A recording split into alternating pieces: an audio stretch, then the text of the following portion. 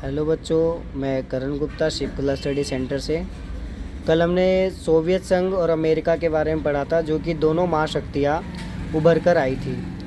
1962 में Cuba missile संकट के बारे में आज मैं बताने जा रहा हूँ, जिसमें इन दोनों महाशक्तियों का बहुत बड़ा रोल था।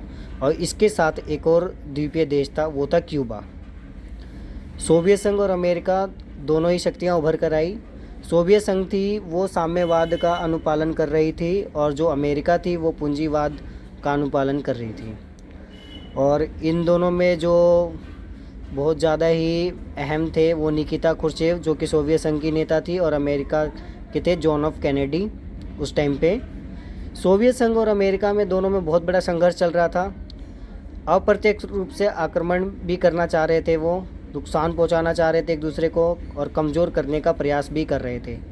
तो जो अमेरिका था वो क्यूबा के सबसे नज़दीक था और सोवियत संघ दूर था, बट सोवियत संघ से अच्छा संबंध था उसका, और बहुत ज़्यादा ही। और जो क्यूबा था वो एक द्वीपीय देश था, जो कि गणतंत्र था, जो कैरिबियाई सागर के पास स्थित है। और जो सोवियत संघ का जुड़ाव था वो क्यूबा से था, क्योंकि सोवियत संघ साम्यवादी था और क्यूबा साम्यवादी था। तो जो सोवियत संघ के नेता थे निकिता खुर्शचेव, उसने क्यूबा को रूस के सैनिक अड्डे के रूप में बदलना स्टार्ट कर दिया।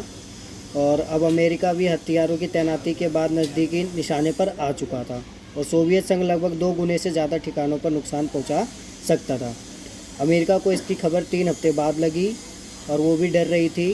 तो फिर जाके जब अमेरिका को पता लगा, तो उसने गुप्त रूप से संचार के जरिए प्रस्ताव की पहल करी, और 28 अक्टूबर 1962 को टकराव को समाप्त कर दिया। फिर राष्ट्रपति जॉन एफ कैनेडी और यू थांट ने निकिता खुर्शचेव के साथ समझौता किया, और आक्रामक हथियारों को भी नष्ट कर देगा ये भी बोला, और बदले में समझौता में अमेरिका क्यूबा पर कभी आक्रमण नहीं करने का वादा भी किया।